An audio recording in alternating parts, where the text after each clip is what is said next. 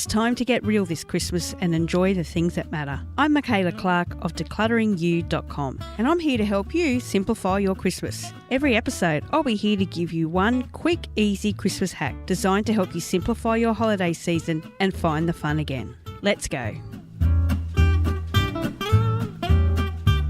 And welcome to another episode, and thank you so much for listening to Hack the Holidays. I really hope that you're getting some great tips for simplifying and organising your Christmas this year. Now, we have talked about in a previous episode some hacks to help you make the most of the Black Friday and Cyber Monday sales, and also creating a budget so we don't overspend this year. And I thought it'd be good to get Michelle House back from Rich Living, who's going to give us some extra tips on staying safe when buying online and what you need to think about and making sure that it is actually a good bargain that you're getting and the gift's going to arrive on time for Christmas. So I hope you enjoy Michelle's advice, and if you need help with your budget and Christmas gift shopping, make sure you grab a copy of the free Hack the Holidays handbook at declutteringU.com/Christmas hacks. Enjoy!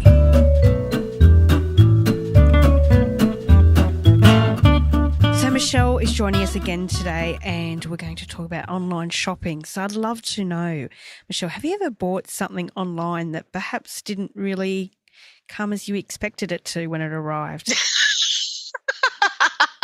That is so funny you asked me that, because I did it just last week. I was buying we've got this I don't know about you, kids and Lego. I swear to God, we've got half of the Lego world living in our house.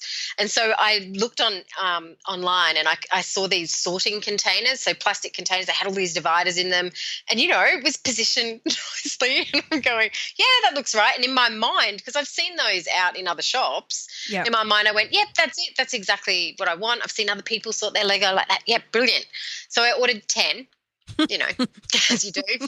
Because they were like $1. So I ordered 10 and they arrived, and I remember, and I heard the postie guy knocking on the door, and I went, oh, I bet you that's those Lego things. Awesome. We can get the Lego things sorted. And he was standing at the door with this little tiny envelope, this tiny little envelope.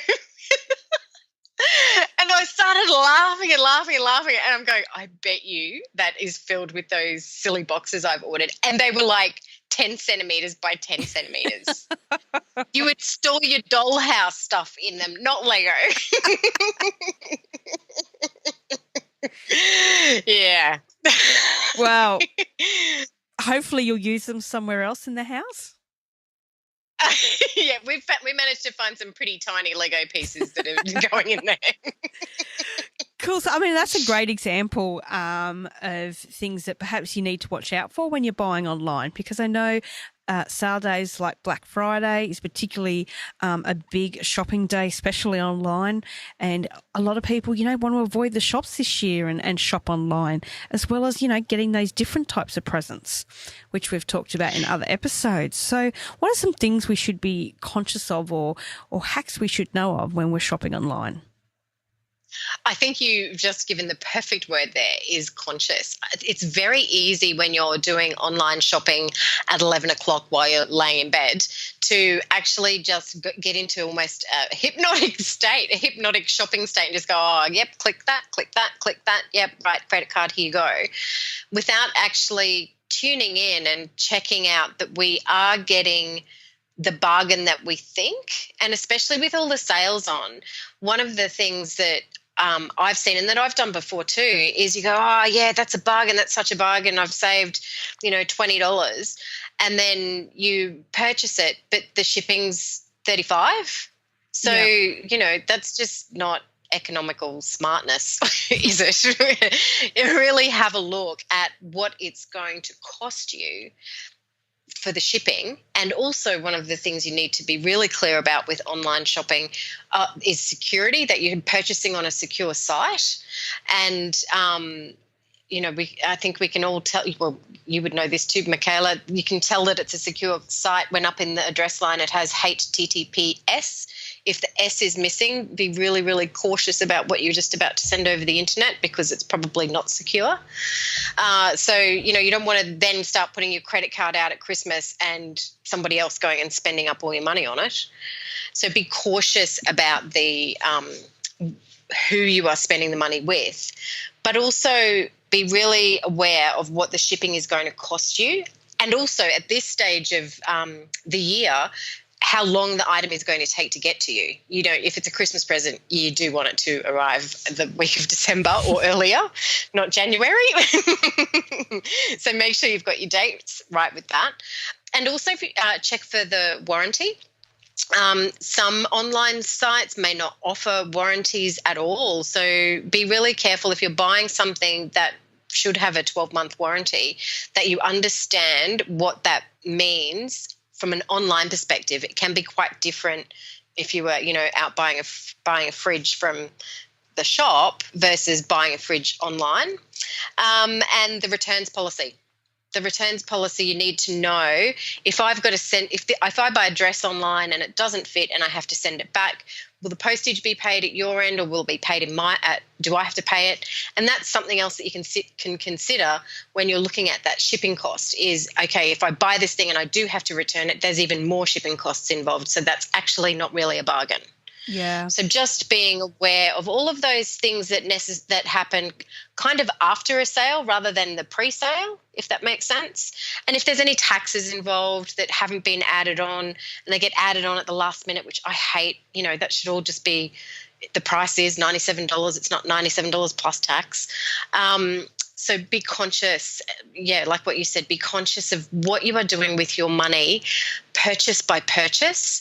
Don't get stuck in the shopping zone and just be clicking away, wondering where all your money went. And I mean, the other thing is too that, and this is just basic about shopping anytime, is it's not really a saving if you don't need that item. You're not going to use it. It's going to clutter up your house and your life. So, just because the price has come down doesn't necessarily means it's a savings to you. And it's got to be useful, and you've got to use it, you've got to want it or need it. I think is important too. Yeah. Oh, my goodness, such a great point. And I think the frenzy and the excitement of actually being at a store, although they're managing to get that kind of frenzy online now, but if you were to go to a sale, where the doors are closed, they've got the music pumping and they're hyping up the crowd, and then you rush and you buy, and the first thing you see is only $5, and then that's only $5, and that's only $5, and then you're buying all this crap that, that you're never going to need, that you're never going to want, and you put it in a box in the cupboard, and then before long you're on one of those Peter Walsh shows having your garage decluttered. Another tip that I'll share is don't go. This happened to a friend of mine.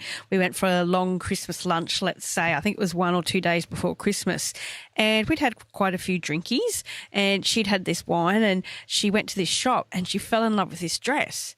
And I said, look, I don't really think it suits you. Like, I always am pretty honest with it, but this is the first time she ever wore something that it just looked awful on her. It was terrible. Everything was wrong with it.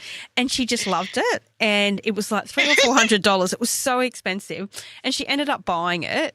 And I'm like, no, don't buy it. You've had a drink. Got home, next day woke up, and it was like this, hangover purchase. She's just looked and go, oh my God, why did you let me buy that? I'm like, I told you. And then she had to take it back, and they'd only give her a credit, and it was just a disaster. But so we always laugh about that awful dress she bought. So yeah, if you're online and having a few drinks, don't necessarily think that buying all this stuff is also, maybe don't drink and buy. I should be law or something. Drink and buy. And you just made another really valid point in there about the refunds. Yeah. That sometimes the refund is not going to be cash. It's going to be a credit.